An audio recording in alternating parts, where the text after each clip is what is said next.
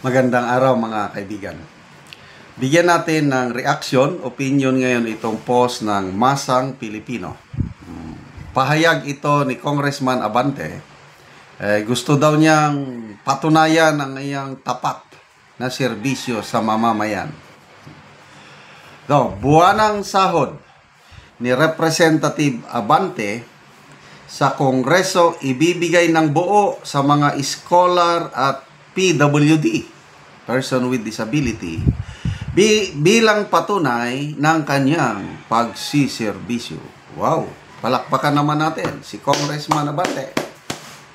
Salud po, Congressman Abante. Sana noon nyo pa ginawa ito. But never late than never.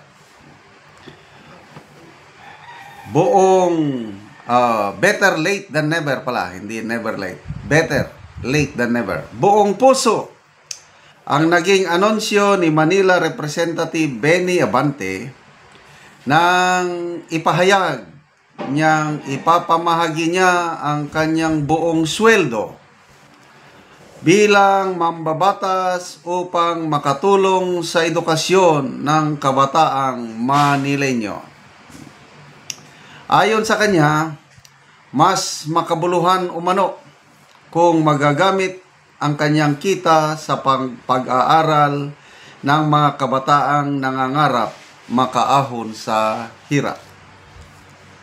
Hindi lang mga estudyante ang makikinabang sa inisyatiba ni Abante, kundi pati na rin ang mga persons with disabilities sa kanyang distrito.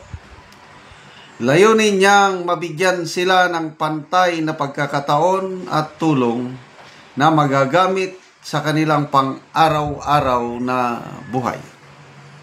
Ito ang kanyang payag. Magandang araw, sabi niya. Ilalaan natin ang 100% ng ating sweldo sa Kamara para sa scholarship ng ating mga kabataan at para na rin sa kapakanan ng mga persons with disability.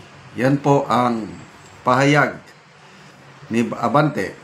Iginiit nito ang kanyang simpleng paraan para maibalik sa mga tao ang tiwalang ibinigay nila sa kanya.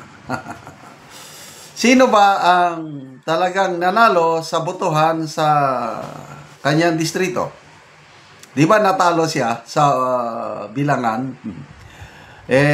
Ginawan lang ng paraan na disqualify yung si Oy ba yun? Joel Oy? I'm not sure. No? So yung real winner na disqualify. So ang inilagay ang second placer si Congressman Benny Abante. Well, maganda naman yung ginawa niya. Magkano ba ang sahod ng isang kongresista? Estimate ko lang ito baka aabot ng 300,000 per month. O di, ang daming makinabang. May isang kongresista na gumagawa ng ganyan.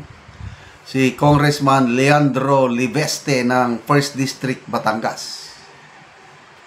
Kaya lang, mas malayong maganda ang ginagawa ni Congressman Libeste. Bakit? Hindi niya sweldo ang ibinibigay. Sarili niyang pera, ang beneficiaries niya is 150,000 students sa 1st District of Batangas. Binibigyan niya ng 1,000 pesos allowance per month. So sa isang buwan, tama ba yun? 1.5 million per month, sarili niyang pera. Yun ang tunay na tulong. Tapos yung sweldo ni Congressman Libeste, binalik niya sa Kamara as a form of protest dahil yung panawagan niya na ibaba ang budget ng DPWH for this year, yung computation ng mga cost of material sa DPWH budget overpriced, nanawagan siya na ibaba ng 25% kasi overpriced lahat ang estimate ng DPWH. Makatipid tayo, sabi niya, ng 150 billion pesos at magagamit yan pagpapatayo ng mga backlog classrooms. Hindi pinakinggan ang kanyang panawagan.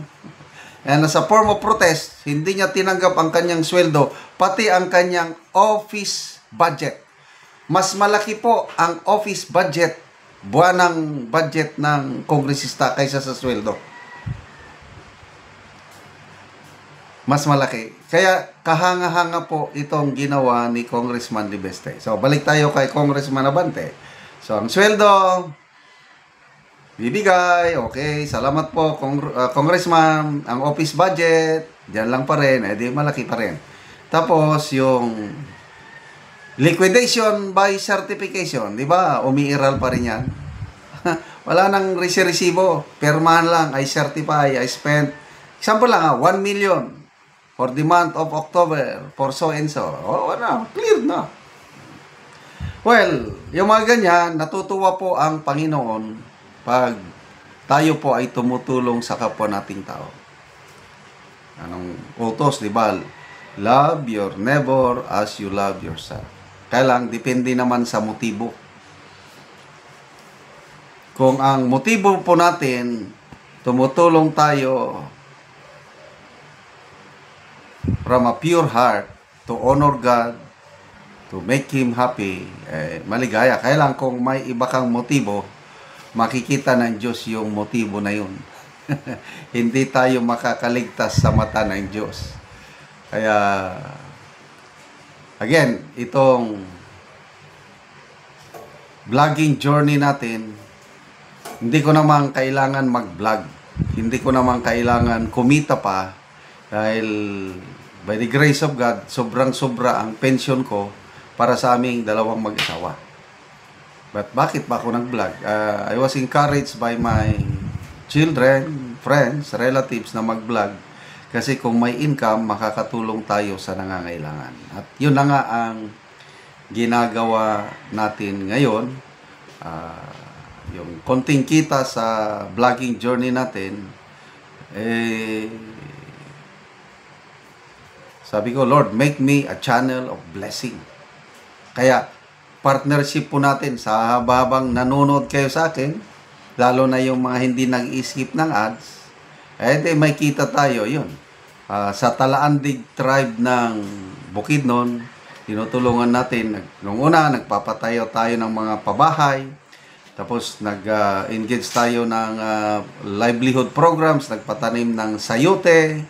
From sayote, napunta sa saging lakatan, and then ngayon, napunta na sa Arabica coffee. Kung may itinanim, may aanihin. Kaya salamat sa inyong suporta. Panoorin nyo ang video na ito. Sa area sa pagatamnan ni Junil og kape. So, giparborise niya ang yuta para gyud nga dali mo gamot ang kape.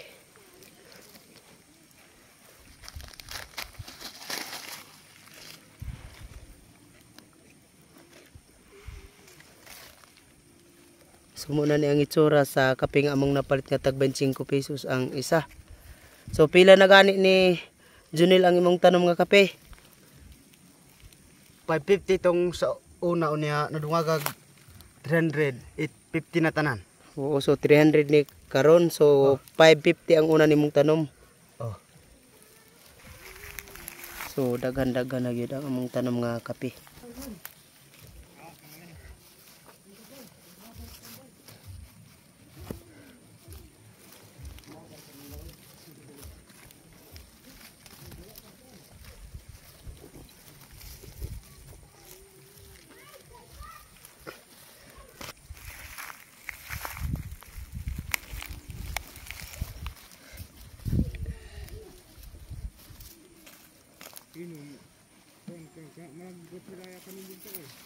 Kana gali.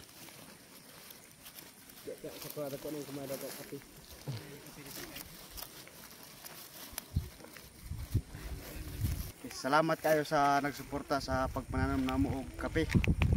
Puhon nga makarbis mi ka makahawas gyud mi sa kalisod.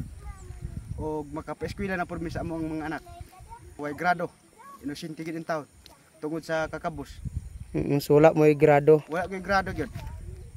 Tungod sa kalisod. Tungod sa kalisod wa gyud mi ka paeskwela sa among ginikanan. Oo. Oh, salamat gyud sa Ginoo pod nga adunay giyahan nga mo suporta pinaagi sa pagpananom namo og kape. So salamat kaayo. Salamat.